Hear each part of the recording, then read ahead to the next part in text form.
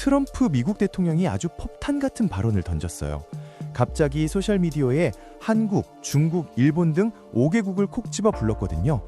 너희들이 쓸 석유니까 너희들이 직접 군함을 보내서 바닷길을 지키라는 거예요. 세계 최강 미군이 있는데 왜 갑자기 다른 나라 군대를 부르는 걸까요? 시간을 조금 앞서가서 지금 중동의 상황을 들여다볼 필요가 있어요. 미국과 이스라엘은 압도적인 공군력으로 이란을 몰아붙이며 군사적으로 우위에 있어요. 그런데 이상하게도 전쟁이 끝날 기미가 전혀 보이지 않는다는 게 문제예요. 그럼 군사력이 약한 이란이 어떻게 버티고 있는지 궁금해지지 않나요? 이란은 정면 승부 대신 전 세계 경제에 목줄을 지는 이른바 독침 전략을 쓰고 있어요. 호르무즈 해협에 기뢰를 깔아 석유 수출길을 막고 주변국을 위협하는 방식이죠. 결국 유가가 폭등하면 물가 안정을 외쳤던 트럼프 행정부에게는 치명타가 될 수밖에 없어요.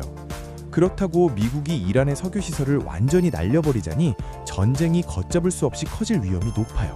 그래서 트럼프 대통령이 아주 치밀한 계산기를 두드리기 시작한 거예요. 미국 입장에서는 이란의 석유 허브를 타격하자니 전쟁이 걷잡을 수 없이 커질까 우려되는 상황이에요. 그래서 트럼프 대통령은 이 부담을 동맹국들과 나누기로 한 겁니다. 여기서 우리가 주목해야 할 지점은 각국을 향한 트럼프의 다목적 계산법이에요. 먼저 중국을 향한 압박이 예사롭지 않아요. 트럼프 대통령은 중국이 호르무즈 해협 석유의 90%를 수입한다는 점을 파고들었어요. 중국이 협조하지 않는다면 이달 말로 예정된 미중 정상회담을 연기할 수 있다며 배수의 진을 쳤거든요. 무역 협상이 절실한 중국 입장에서는 안보와 경제를 하나로 묶어 압박하는 미국의 전략에 상당한 압박감을 느낄 수밖에 없는 상황이에요. 일본의 상황은 더욱 긴박합니다. 당장 며칠 뒤인 19일 백악관에서 미일 정상회담이 열리기 때문이죠. 트럼프 대통령이 다카이치 총리에게 군함 파견을 직접 요구할 것이 확실시되는 가운데 일본 정부는 국가 위기 사태 여부를 신중히 검토 중이에요. 일본은 헌법상 제약 때문에 직접적인 전투 참여가 매우 어렵지만 미국의 가장 가까운 동맹으로서 마냥 거절할 수도 없어요. 결국 연료나 탄약을 제공하는 후방 지원이나 기뢰 탐지 같은 제한적 역할을 두고 치열한 법적 검토를 이어가고 있죠. 그렇다면 우리나라, 대한민국의 상황은 어떨까요?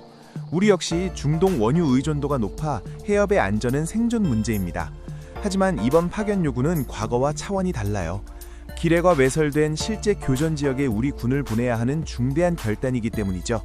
만약 파병을 결정한다면 국회의 비준 동의를 거쳐야 하는 정치적 부담은 물론 이란과의 외교적 관계가 완전히 파탄날 위험을 감수해야 해요. 중동에 진출한 우리 기업들의 안전도 장담할 수 없게 되죠. 그렇다고 미국의 요구를 외면하기도 힘든 처지예요. 트럼프 대통령은 안보와 경제를 철저히 연결하는 스타일이죠. 우리가 파병을 거부할 경우 당장 진행 중인 한미 관세 협상에서 불이익을 주거나 방위비 분담금을 천문학적으로 인상하라고 몰아붙일 가능성이 매우 높다는 분석이에요. 특히 최근 북한의 연이은 미사일 도발로 안보 위기가 고조된 상황에서 미국의 협조가 절실한 우리 정부는 더욱 깊은 딜레마에 빠져 있어요. 군함을 보내자니 전쟁의 늪이 두렵고 안 보내자니 경제보복과 동맹의 균열이 두려운 것이죠. 유럽의 우방인 영국과 프랑스도 곤혹스럽긴 마찬가지예요. 영국은 드론 파견 등 기술적 지원을 검토하고 있지만 국내에서는 미국의 무모한 전쟁에 들러리를 서지 말라는 반대 여론이 거셉니다. 5개국 모두가 서로의 눈치를 보며 고심을 거듭하고 있어요. 결국 트럼프의 이번 요구는 국제 질서의 패러다임이 바뀌었음을 보여주는 신호탄입니다. 과거 미국이 세계의 경찰로서 무상 제공하던 안보 서비스는 끝났고 이제는 철저히 비용을 지불해야 하는 안보 비즈니스 시대가 도래한 셈이죠. 이란은 이미 제3국들이 이 분쟁에 개입할 경우 영역을 확대하겠다며 엄포를 놓은 상태예요.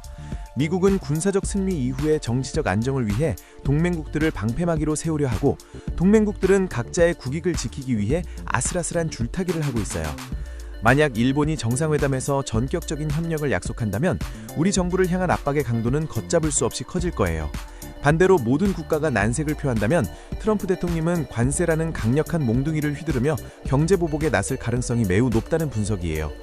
전문가들은 우리 정부가 독자적인 결정을 내리기보다 다른 참여국들의 보폭을 맞추며 평화 유지 명분을 확보하는 게 현실적인 대안이라고 조언해요. 안보의 의무와 경제적 실리라는 두 마리 토끼를 잡아야 하는 절박한 상황인 것이죠. 전쟁터의 화약 냄새보다 더 무서운 것은 실시간으로 요동치는 유가와 환율입니다. 호르무즈 해협의 위기는 단순한 군사 분쟁을 넘어 우리 집 식탁 물가와 공장의 가동률까지 결정짓는 거대한 경제 전쟁의 일환이기 때문이에요. 과연 5개국 중 누가 가장 먼저 군함을 움직여 이 정적을 깨게 될까요? 아니면 트럼프의 압박이 국제적인 연대를 끌어내지 못한 채 외교적 마찰로만 남게 될까요? 어느 쪽이든 우리에게는 상당한 대가가 따를 수밖에 없는 국면이에요. 현재 우리 외교부와 국방부는 모든 가능성을 열어두고 미국과 긴밀히 협의 중이라고 밝혔어요. 하지만 국민적 합의와 국익 보호라는 명분 사이에서 정답을 찾는 일은 결코 쉽지 않아 보입니다. 여러분은 이번 파병 요구에 대해 어떻게 생각하시나요?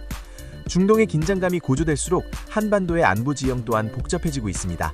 미국의 시선이 중동으로 쏠린 틈을 타 북한이 도발 수위를 높이는 상황은 우리에게 가장 뼈아픈 리스크 중 하나죠. 동맹의 균열을 막으면서도 국익을 극대화할 묘수가 절실합니다. 여러분의 생각은 어떠신가요? 다음 영상에서 만나요. 감사합니다.